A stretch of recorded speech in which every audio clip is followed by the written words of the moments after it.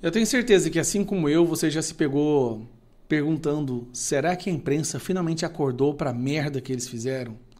Veja só, desde 2019, toda a extrema imprensa brasileira, Estadão, Folha de São Paulo, CNN, Globo, eles se transformaram numa espécie de torcida organizada para todas essas decisões absurdas que foram tomadas pelo STF, principalmente por Alexandre de Moraes. Decisões que censuram parlamentares, pessoas em comum, fecham empresas, fechou Terça Livre, que até hoje não tem uma denúncia contra uma empresa que era um dos maiores, a maior empresa de comunicação do conservadorismo no Brasil. Buscas e apreensões na casa de parlamentares por conta de palavras. Foi uma torcida organizada, com pomponzinho e tudo mais. Aí agora, eles estão querendo se posicionar como se fosse contrário a essa decisão do STF de votar inconstitucional o artigo 19. Sim, algumas, né? Pelo menos o que foi publicado hoje é um editorial da Folha de São Paulo. Bom, resumindo, como vocês sabem, o André Mendonça fez um voto sensacional, sim, esplêndido, mostrando a gravidade do que está prestes a acontecer com essa votação que está acontecendo lá, que vai acabar com a rede social no Brasil. Tá, todo o assunto da rede social se tornar polêmico, que poderá ser considerado polêmico, será retirado. Então você imagina, até a imprensa vai ficar sem poder publicar nas redes sociais. Aí o André Mendonça fez um voto e a Folha de São Paulo publicou isso aqui, ó. Editorial. Mendonça está certo sobre regulação das redes. Ministro do STF adere aos princípios constitucionais da liberdade de expressão no julgamento do Marco Civil da Internet. Olha que loucura isso daqui. Ela está falando que o voto do André Mendonça foi um bom voto porque ele adere aos princípios constitucionais da liberdade de expressão. Isso quer dizer o quê?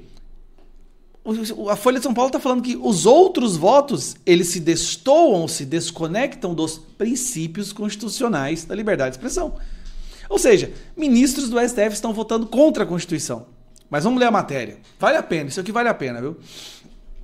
O regime constitucional brasileiro assegura ampla liberdade de expressão e proíbe categoricamente a censura. Qualquer regulamentação das atividades de comunicação precisa respeitar esses mandamentos sob pena de ser banida do ordenamento legal. O Marco Civil da Internet, promulgado em 2014, após amplo debate da sociedade no Congresso Nacional, atende satisfatoriamente aos requisitos constitucionais. Ou seja, o Marco Civil da Internet é a lei da internet. Sabe quando o Alexandre de Moraes fala que a internet não é terra sem lei? Ele está certo. Não é terra sem lei. Tem a lei, chama Marco Civil da Internet. Em seu artigo 19, o Código determina que as plataformas que provêm o serviço podem ser responsabilizadas legalmente apenas no caso de se recusarem a cumprir ordem judicial, determinando a remoção de conteúdo produzido por usuários. Nada mais coerente com a ampla garantia à expressão do que delegar decisões de banir manifestações que ainda assim deveriam ser excepcionais e criteriosas, à autoridade do poder neutro do judiciário. Poder neutro do judiciário. Ai, eu adorei isso aqui. Cujas ordens devem estar embasadas em sólida argumentação legal e estão em regras sujeitas a recurso e revisão. O intérprete canônico dos códigos não terá, portanto, estranhado a argumentação do ministro André Mendonça no julgamento que discute a responsabilização de provedores. Ele foi o primeiro dos 4 do Supremo Tribunal Federal que se manifestaram até agora, também votaram Dias Toffoli, Fux e Barroso, a reconhecer a adequação do artigo 19 à Carta. Mendonça foi além ao afirmar que, à luz da Constituição, a Justiça não deveria agir para derrubar perfis inteiros das redes sociais.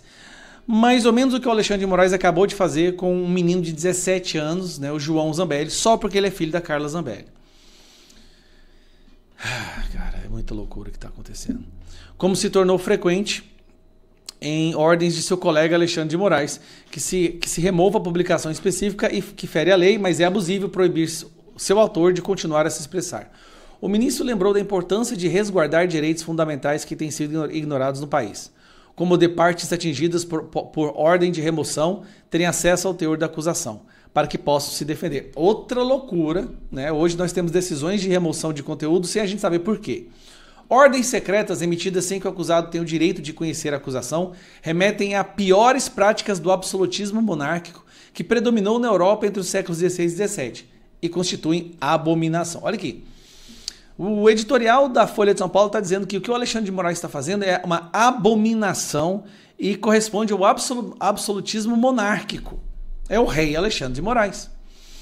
É lamentável constatar que o juízo de bom senso e de rigorosa aderência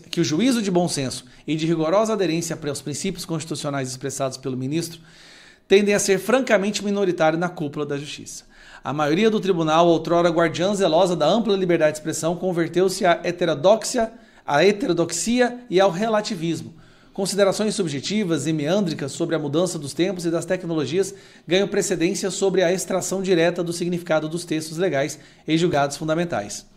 Ao prevalecer a tendência dos primeiros votos, o STF também caminha para uma invasão de atribuição do Legislativo. É mais uma vez, né?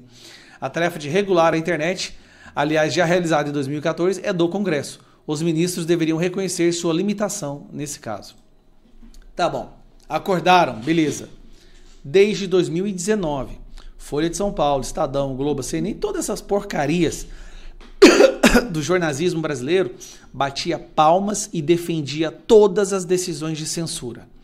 Só que aí agora, quando eles estão vendo jornalistas sendo condenados a 600 anos por divulgar dados públicos, um humorista, um comediante sendo condenado a 10 anos por uma piada, um jovem de 17 anos tendo suas redes derrubadas porque a mãe é foragida da justiça.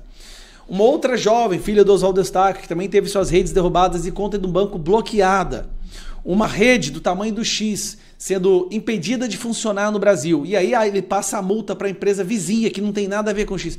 Quando tudo isso acontece, a imprensa percebe, eu acho que a gente fez besteira.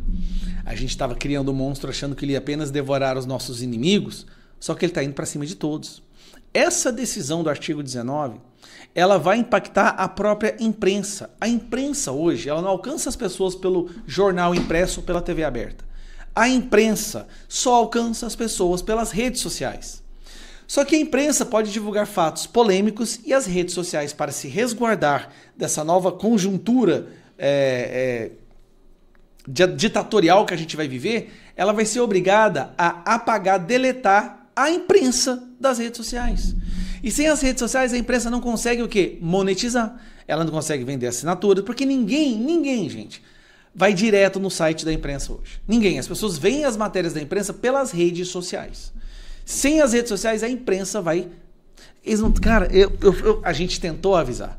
A gente está desde 2019 falando, olha, isso não para por aqui. Essa fome autoritária da censura, ela nunca será saciada apenas com os inimigos do sistema.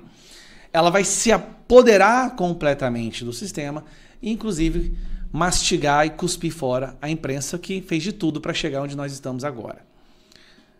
Antes a gente faz o L, agora faz o M de Moraes. Foram fazer o M de Moraes e agora vão pagar caríssimo por isso.